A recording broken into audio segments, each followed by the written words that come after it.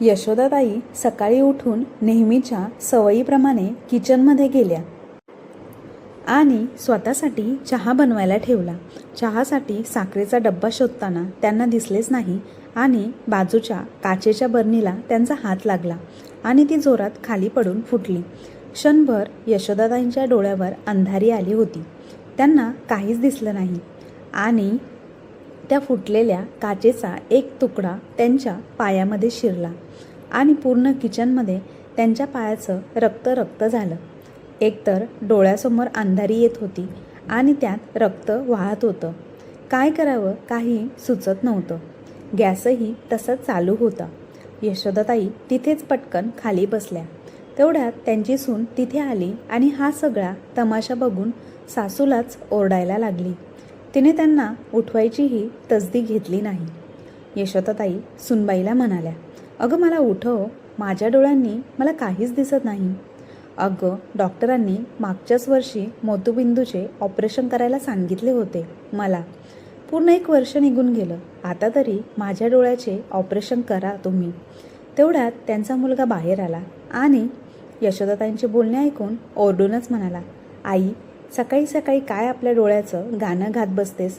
तुला दुसरं काही काम नाही का गं? आता जा इथून, मला नाश्ता करू दे शांतपणे."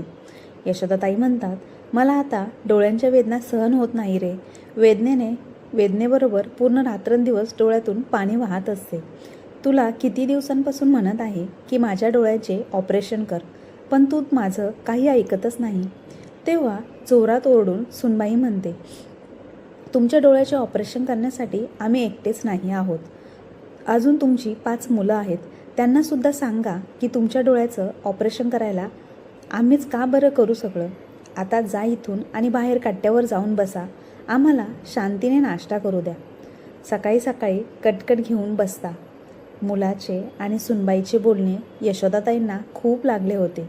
काही वेळासाठी त्या शांत होतात. त्यांच्या पायात एवढ्या वेदना होत्या, परंतु दोघाही नवरा बायकोने साधी त्यांची विचारपूसही केली नाही. त्यांना मुलाचे आणि सुनबाईचे बदललेले वागणे कळत असते, परंतु त्या काहीच बोलू शकत नाही. जेव्हापासून त्यांचे पती या जगातून गेले आहे, तेव्हापासून त्यांच्या मुलांनी आणि सुनांनी त्यांच्याकडे तोंड फिरवले आहे. क्षणोक्षणी त्यांना ही गोष्ट जाणवत असते. पती होते तेव्हा त्यांच्या घरात त्यांचा खूप मानसन्मान होता आणि मुलंसुद्धा त्यांचं ऐकत होते. परंतु जेव्हापासून पती गेले आहेत, तेव्हापासून मुलाने आणि सुनेने घरातून असे काढले आहे की जसे काय दुधातून माशी बाजूला काढून फेकली आहे. तरीसुद्धा अपमानाचा घोट पिऊन आपल्या सुनबाईला यशोदाताई म्हणतात, "सुनबाई, मान्य केले की माझी अजून 5 मुलं आहेत, पण तुझ्या सासऱ्यांची जितकी पेन्शन मिळते ती सगळी छोटा मुलगाच घेतो ना.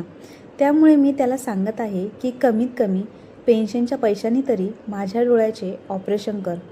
तसेही मुलाकडून आणि सुनेकडून मी जास्त अपेक्षा केलीच नाही आणि नाही कोणता खर्च आहे. जर ऑपरेशनसाठी मी दुसऱ्या मुलाला म्हणाले तर ते मला हेच म्हणतील की ज्याला पेन्शन देत आहेस त्याच्याकडूनच आपल्या डोळ्याचे ऑपरेशन करून घे.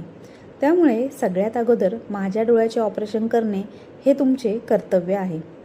सासूचे बोलणे ऐकून सुनबाई खूपच भडकते आणि म्हणते, "बघितलं का, तुमची आई आपल्या पेन्शनचा कसा गर्व दाखवत आहे. बघितलं का, तुमच्या आईची हिंमत किती वाढली आहे ते."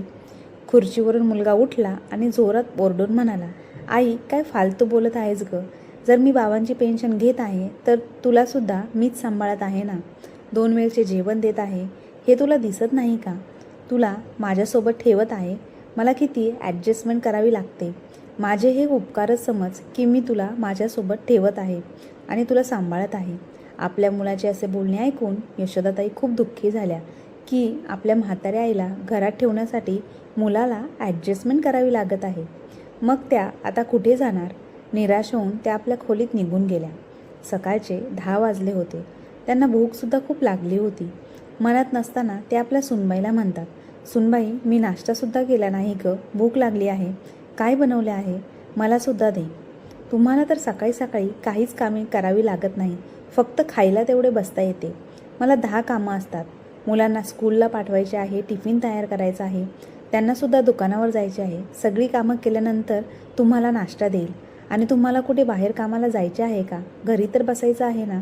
जाऊन बाहेर कट्ट्यावर बसा, माझ्यासमोर बसू नका. आपल्या सुनबाईचे बोलणे ऐकून यशोदाताई बाहेर अंगणातल्या कट्ट्यावर जाऊन बसल्या. मुलाच्या आणि सुनबाईच्या व्यवहारामुळे त्या खूप दुःखी झाल्या होत्या. त्यांना फक्त एक चिंता लागून राहिली होती की आता तरी त्यांचे हातपाय चालतात, डोळ्यांनी थोडेफार दिसते, स्वतःची कामं ते स्वतः करतात. आणि ज्या दिवशी आपल्या डोळ्यांनी त्या पूर्ण आंधळ्या होतील तेव्हा त्या स्वतःची कामं करू शकणार नाही. मग माहिती नाही मुलगा आणि सून त्यांची कामं करतील की नाही, आणि अजून किती जगायचे आहे हे सुद्धा त्यांना माहिती नाही. त्यांना लाचार होऊन मुलांजवळ आणि सुनांजवळ राहायचे नाही. हाच विचार करून यशोदाताई विचारात पडल्या की जेव्हा आज मी माझ्या हातांनी माझ्या शरीराची कामं स्वतः करत आहे, सूनबाईची सुद्धा घरातल्या कामात मदत करत आहे, तरीसुद्धा मुलगा सून मला भाव देत नाही, आणि ज्या दिवशी पूर्ण प्रकारे मी त्यांच्यावर आश्रित होऊन जाईल त्या दिवशी तर माझं जगणं नरकासारखंच होऊन जाईल. नाही, मला आंधळ होऊन मुलगा सुनेवर आश्रित होऊन राहायचं नाही. माझा एक मुलगा सून ऐकत नाही म्हणून काय झाले? माझी 5 मुलं अजून आहेत. मी त्यांना म्हणेल कोणी ना कोणी माझ्या डोळ्यांचे ऑपरेशन नक्कीच करेल. खरं तर यशोदाताई गावाला आपल्या छोट्या मुलाजवळ राहत होत्या. बाकीची 5 मुलं शहरात आपल्या परिवारासोबत राहत आहे. 5ही मुलं सरकारी नोकरी करत आहे. 3 मुलं पोलीस आहेत आणि 2 मुलं रेल्वेमध्ये आहेत. आणि सगळ्यात छोटा मुलगा गावाला शेती सांभाळतो आणि सोबत दुकानही चालवतो. एक मुलगी आहे जिचे लग्न होऊन खूप वर्षापूर्वी झाले होते. ती सुद्धा आपल्या सासरी सुखात राहत आहे. वर्षातून कधीकधी 2-4 दिवसांसाठी ती माहेरी येते. यशोदाताई बाहेर अंगणात कट्ट्यावर बसून विचार करत होत्या. तेवढ्यात त्यांचा मुलगा फोनवर बोलत बोलत आपल्या दुकानाकडे जात होता. तेवढ्यात यशोदाताई त्याला म्हणतात, बाळा, फोनवर कोणासोबत बोलत आहेस? आई सुमीतसोबत बोलत आहे. अच्छा, सुमीतसोबत बोलत आहेस? मला सुद्धा त्याच्यासोबत बोलू दे ना. खूप दिवसांपासून त्याच्यासोबत बोलले नाही. तेवढ्यात घरामधून सुनबाई बाहेर येते आणि ओरडतच म्हणते, आई, जेव्हा जेव्हा हे घरातून बाहेर जायला लागतात तेव्हा पाठीमागून त्यांना टोकत नका जाऊ. किती वेळा तुम्हाला सांगितलं आहे, पण तुम्हाला समजत नाही. येणाऱ्या जाणाऱ्या माणसांना मागून थांबवता. म्हातारे झाले आहेत पण एवढंसुद्धा कळत नाही. खूपच विनंती केल्यावर छोटा मुलगा आईला फोन देतो. फोन घेताच यशोदाताई 5 नंबरच्या मुलाला, सुमितला, जो जवळच्या शहरात राहत होता, त्याला म्हणतात, बाळा, तू किती दिवसांपासून घरी आलाच नाहीस. घरी कधी येणार आहेस? खूप आठवण येत आहे. आई, मागच्या महिन्यात तर आलो होतो ना. आता इतक्या लवकर मी गावाला घरी येणार नाही. आता तुला सांग, काय काम आहे? अजून मला ड्युटीवर जाण्यासाठी तयारी करायची आहे. आणि काही महत्त्वाचं काम असेल तर बोल, नाहीतर फोन ठेव. यशोदाताई म्हणतात, बाळा, फोन ठेवू नकोस. मी हे बोलत होते की माझ्या डोळ्यात खूपच वेदना होत आहेत. माझ्या डोळ्यांचे ऑपरेशन करणं, मोतीबिंदू उतरला आहे. आता खूपच अस्पष्ट दिसू लागलं आहे मला सगळं. काय आहे, पुन्हा तेच घेऊन बसतेस? तुझ्याजवळ कोणता दुसरा विषय नाही का? हे सगळं बोलण्यासाठी माझ्याजवळ वेळ नाही. ठेव आता फोन. एवढं बोलून त्या मुलाने फोन ठेवून दिला. यशोदाताई खूप आशेने आपल्या 5 नंबरच्या मुलाबरोबर बोलल्या होत्या, परंतु त्याने तर गोष्ट न ऐकताच फोन ठेवून दिला होता. कट्ट्यावर बसून बसून खूपच वेळ झाला होता. डोळ्याचे अश्रू पुसत त्या आतमध्ये घरात गेल्या आणि सुनबाईला म्हणाल्या, सुनबाई, आता तर तुझी सगळी कामं झाली ना. मुलगा दुकानात गेला आणि मुलंसुद्धा स्कूलमध्ये गेली. आता तरी काहीतरी खायला दे. आई, नाश्त्यासाठी जे काही बनवलं होतं ते सगळं संपलं आहे. दुपारचे जेवण बनवण्यासाठी जात आहे. आता दुपारी जेवून घ्या. एवढं बोलून सुनबाई आंघोळीसाठी निघून गेली. यशोदाताईंना खूपच भूक लागली होती. स्वयंपाकघरात काहीतरी खायला असेल म्हणून त्या स्वयंपाकघरात गेल्या, परंतु त्यांना तिथे काहीच मिळाले नाही. चुपचाप त्या पुन्हा एकदा बाहेर कट्ट्यावर येऊन झाडाखाली बसल्या आणि विचार करू लागल्या, जर मला डोळ्यांनी पूर्णपणे दिसायचे बंद झाले तर माझं म्हातारपण खूपच कष्टात जाईल. जेव्हा 2 महिन्यापूर्वी माझा हात तुटला होता आणि सुनबाईला माझे कपडे धुवायला लागत होते, तेव्हा माझ्यावरती ती किती रागराग करत होती. हाताचे प्लॅस्टर निघताच तिने कपडे धुणे सोडून दिले होते.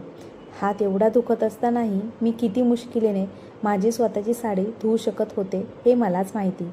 आता माझी 2 मोठी मुलं गावाला येणार आहेत, कारण त्यांच्या दोघांच्या सासरी लग्न आहे. माझ्या दोन्ही मुलांचे लग्न एकाच घरात झाले आहे. दोघीही सख्या बहिणी, सख्या जावा आहेत. जेव्हा लग्नाला येतील तेव्हा मी माझ्या डोळ्याच्या ऑपरेशनबद्दल त्यांच्यासोबत बोलेल.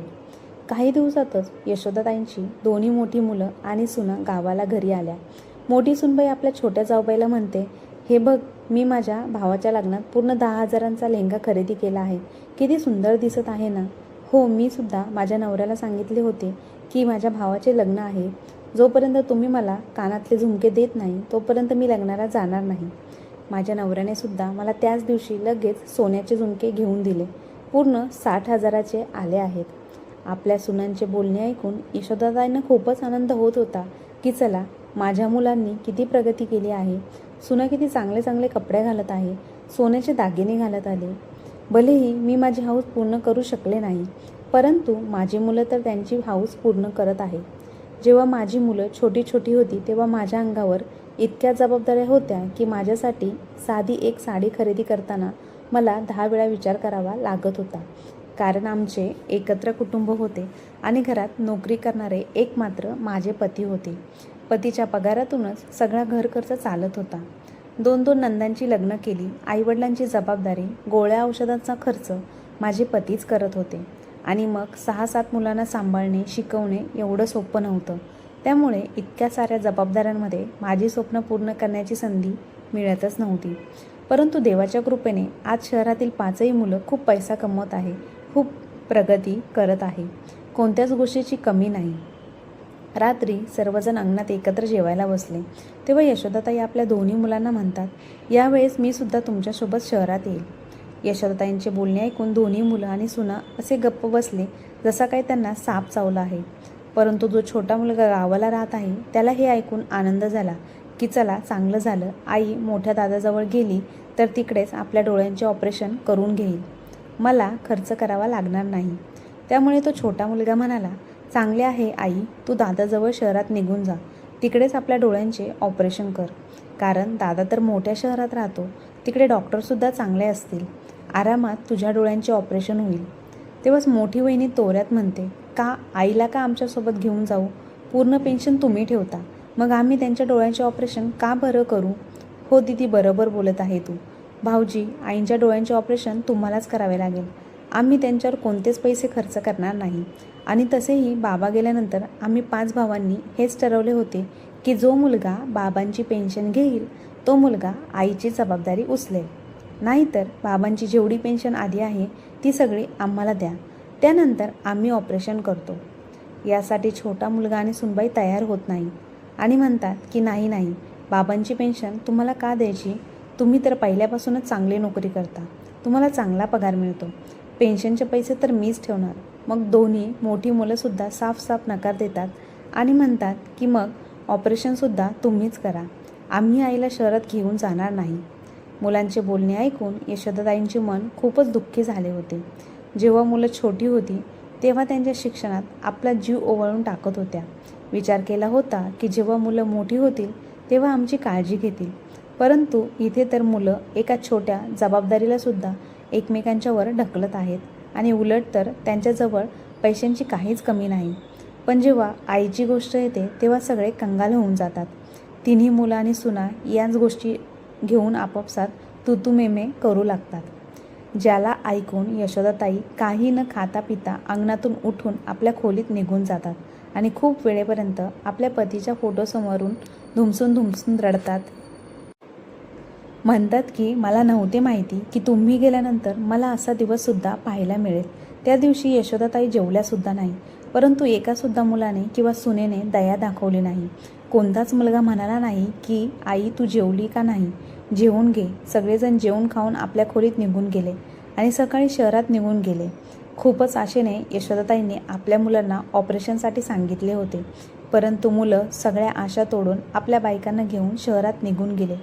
एक दिवस यशोदाताई आपल्या छोट्या सुनबाईला म्हणतात, सुनबाई, डोळ्यात सोडणारी ट्यूब संपली आहे, ती तरी मेडिकलमधून आणून दे.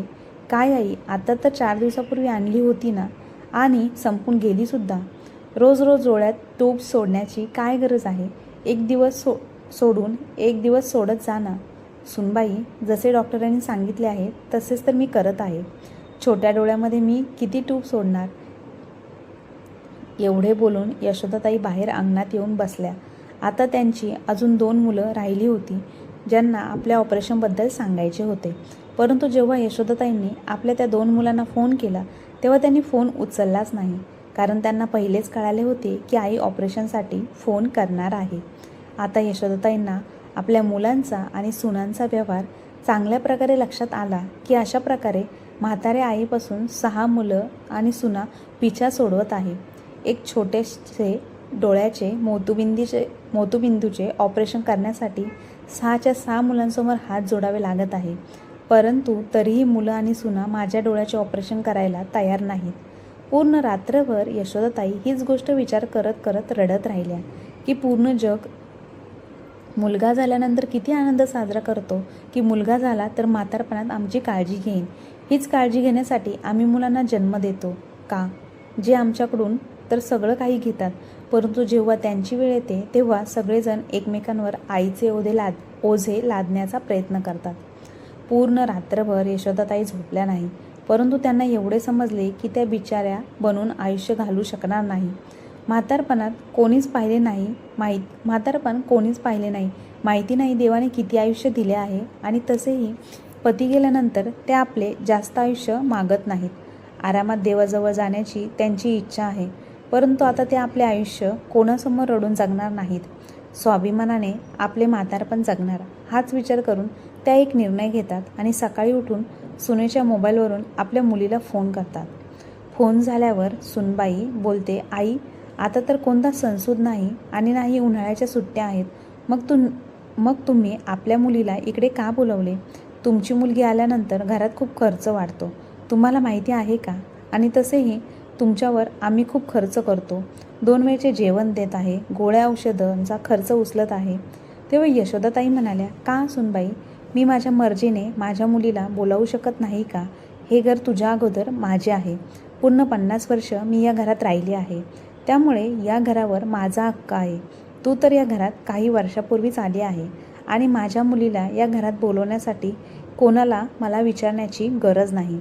माहिती नाही, आज सुनबाईला असे वाटले की यशोदाताई आज थोड्या बदललेल्या आहेत. आणि हो, खरंच यशोदाताई आता स्वतःला बदलण्याचा विचार केला आहे.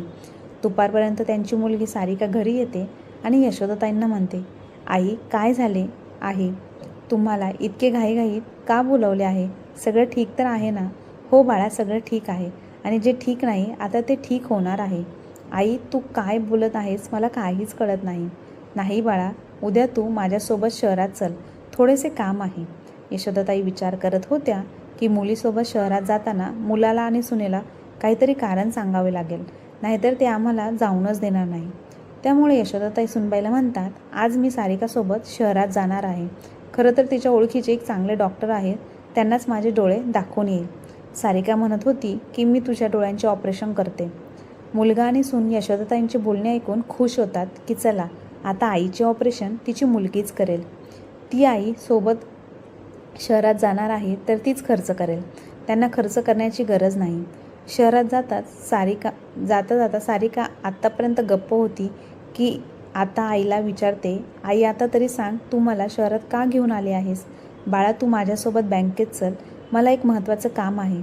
पण आई तू म्हणाली होतीस की हॉस्पिटलमध्ये जायचे आहे, बँकेत काय काम आहे? अगं तुझ्या बाबांच्या पेन्शनचे जे पैसे येतात, आता मी ते स्वतः काढणार आणि माझ्याजवळच ठेवणार, कोणालाच देणार नाही. पण आई, जर दादा आणि वहिनीला कळाले की मी तुझ्यासोबत बँकेतून पेन्शन काढून आणली आहे तर ते मलाच वाईट साईट बोलतील गं, आणि म्हणतील की कदाचित माझ्याच आईच्या पेन्शनवर डोळा आहे. पण तसे तर माझ्या मनात असे काहीच नाही, तुला माहिती आहे. यशोदाताई म्हणतात, अगं तू चिंता का करतेस? मी जसे म्हणत आहे तसेच तू कर, कारण मला लिहिता वाचता येत नाही, त्यामुळे बँकेचे कागद ना वाचू शकते आणि नाही समजू शकते. त्यामुळे मला तू सगळं काही समजावून सांगत जा आणि मी जसे म्हणत आहे तसे करत जा. माझे एक वेगळे खाते खोलून दे, ज्यामध्ये तुझ्या बाबांची पेन्शन येत जाईल. मी आता मुलाला आणि सुनेला माझ्या पतीची पेन्शन देणार नाही. मी माझ्या सगळ्या मुलांना बघितले, माझे काहीच ऐकत नाही आणि मला 1 रुपयासुद्धा देत नाही. एक पैशासाठी मला त्यांनी त्रास दिला आहे. स्वतःसाठी कितीही खर्च करतात, परंतु माझ्यासाठी, माझ्या गरजेसाठी थोडेसुद्धा पैसे खर्च करत नाही. तुला माहिती आहे का, किती दिवसांपासून माझ्या डोळ्यांचा त्रास होत आहे, नीट दिसत नाही. पण नाही, डॉक्टरांनी ऑपरेशन करण्यासाठी सांगितले आहे, पण तुझा एक भाऊसुद्धा माझ्या डोळ्याचे ऑपरेशन करायला तयार नाही. आता मला कोणाचीच गरज नाही, मी स्वतः माझ्या डोळ्यांचे ऑपरेशन करणार. सारिका आपल्या आईच्या नावाचे एक वेगळे बँकेत अकाउंट खोलून देते आणि सगळी फॉर्मॅलिटी पूर्ण करते.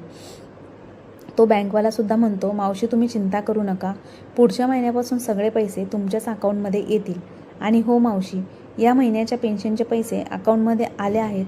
तसेही आज 2 तारीख आहे आणि अजूनपर्यंत तुमचा मुलगा पैसे काढण्यासाठी इकडे आला नाही. तुमची इच्छा असेल तर तुम्ही पैसे काढू शकता. ठीक आहे बाळा, जितके पैसे आले आहेत मला काढून दे. पेन्शनचे 35,000 रुपये आपल्या हातात घेऊन यशोदाताई आपल्या मुलीसोबत डोळ्याच्या डॉक्टरकडे जाते. तिथे ते डॉक्टर म्हणतात, मॅडम तुम्ही उद्याच या, उद्या तुमच्या डोळ्याचे ऑपरेशन करू. माहिती नाही तुम्ही इतकी वेदना कशी सहन करत होता एवढ्या दिवस. यानंतर यशोदाताई आपल्या मुलीसोबत पुन्हा गावाला निघतात. रस्त्यातच यशोदाताई आपल्या मुलीला मुलगा आणि सून यांच्या व्यवहाराबद्दल सगळं काही सांगून टाकतात की कशा प्रकारे मुलगा आणि सून त्यांच्यासोबत वाईट वागत आहे. हे सगळं ऐकून सारिकाला खूपच राग आला होता, कारण आत्तापर्यंत तिला हेच वाटत होते की तिचा भाऊ आणि वहिनी आईची चांगल्या प्रकारे सांभाळ करत असतील. आणि तसेही आईजवळ काय कमी आहे. बाबा एवढे मोठे घर बांधून गेले आहेत, त्यांची एवढी पेन्शनसुद्धा येत आहे, त्यामुळे दादा तर आईला राणीसारखं सांभाळत असेल. परंतु इथे तर दृश्य वेगळेच होते. त्या दोघी घरी पोचतात तेव्हा मुलगा आणि सून दोघेही म्हणतात, काय सांगितलं डॉक्टरने? तेव्हा यशोदाताई म्हणतात, डॉक्टरांनी सांगितलं आहे की उद्याच ऑपरेशनसाठी या. आईचे बोलणे ऐकून छोटा मुलगा म्हणतो, पण आई उद्या तुझ्यासोबत यायला मला वेळ नाही. तूच बघून घे कोणासोबत जायचे आहे. आपल्या भावाचे असे बोलणे ऐकून सारिका रागाने लालबुंद होते आणि म्हणते, छोट्या तू याची चिंता करू नकोस, मी आईसोबत जाईल. तू आरामात घरी बसून राहा. बसून राहा म्हणजे तुझ्या बोलण्याचा अर्थ काय आहे? आपल्या भावाच्या बोलण्यावरून सारिका काहीच बोलत नाही आणि आईला घेऊन त्यांच्या खोलीत निघून जाते. दुसऱ्या दिवशी सारिका यशोदाताईंना घेऊन शहरात गेली आणि आपल्या आईंच्या डोळ्यांचे ऑपरेशन केले. 1 आठवडा हॉस्पिटलमध्ये राहिल्यानंतर त्या आपल्या गावाला आल्या. एका आठवड्यात एकासुद्धा मुलाने गरजेचे समजले नाही की हॉस्पिटलमध्ये जाऊन आईला भेटून यावं. फक्त फॉर्मॅलिटीसाठी एक फोन केला होता. कोणी हे सुद्धा विचारले नाही की ऑपरेशनसाठी पैसे कुठून आले आहेत, कारण सगळ्या भावांना हेच वाटत होतं की पैसे सारिकाने खर्च केले आहेत. याच्यासाठी ते जास्त बोलत नव्हते की सारिका त्यांच्याकडून ऑपरेशनचे पैसे तर मागणार नाही ना. त्यामुळे फक्त फॉर्मॅलिटीसाठी फोन केला आणि कट केला. इकडे गावातला छोटा मुलगा जेव्हा बँकेत पेन्शन काढण्यासाठी गेला होता तेव्हा त्याला माहिती पडले की पैसे तर त्याच्या आईने काढले आहेत. हे ऐकून त्याच्या पायाखालून जमीनच सरकली. तो रागाने लालबुंद झाला की पेन्शनचे पैसे काढण्याची आईची एवढी हिंमत झाली कशी. आता येऊ दे आईला घरी, तिची चांगलीच खबर घेतो. एका आठवड्यातच यशोदाताई आपल्या मुलीसोबत गावाला घरी आल्या.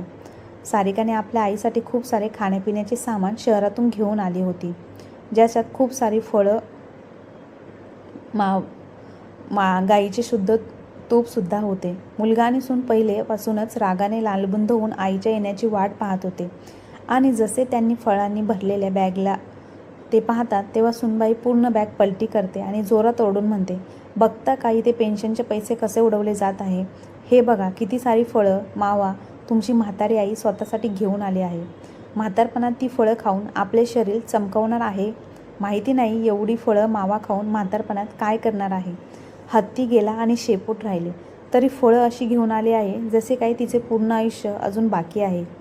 आपल्या वहिनीचे अशा प्रकारचे बोलणे ऐकून सारिकाला राहवले नाही आणि ती रागाने बोलली, वहिनी तोंड सांभाळून बोला.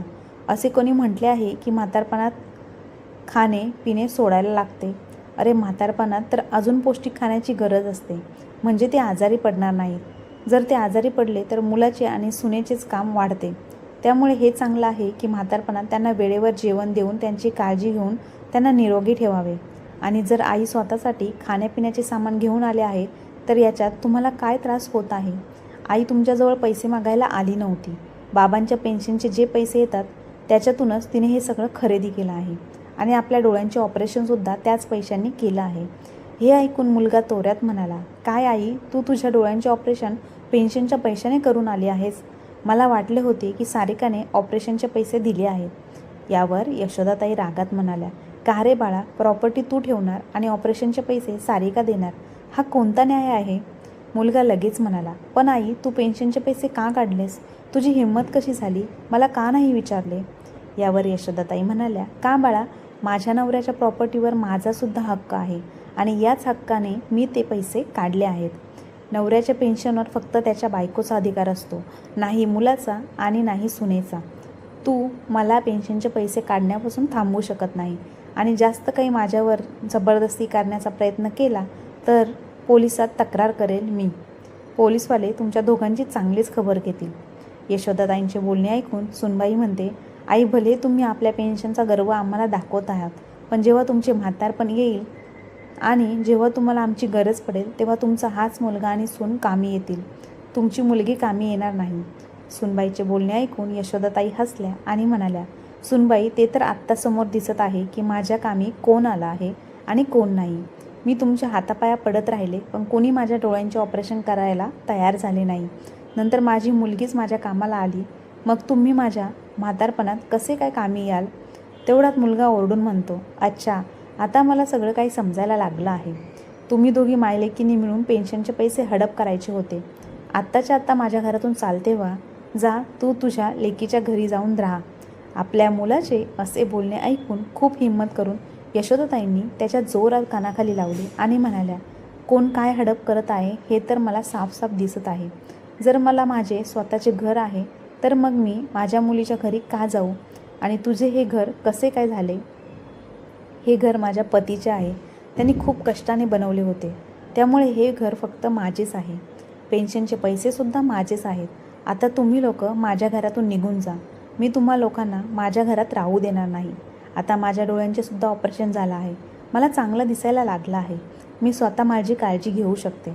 मला तुमच्यासारख्या नालायक मुलांची आणि सुनेची गरज नाही. सांग तुझ्या भावांना की आई घराची आणि जमिनीची वाटणी करणार आहे. आपल्या आईचे बदललेले वागणे पाहून मुलाच्या आणि सुनेच्या पायाखालची जमीन सरकली. त्यांना खूप मोठा धक्का बसला. घाबरून मुलाने लगेच आपल्या 5 भावांना फोन केला आणि पेन्शनच्या गोष्टीसोबत घर जमिनीच्या वाटणीबाबत सगळं काही सांगून टाकलं.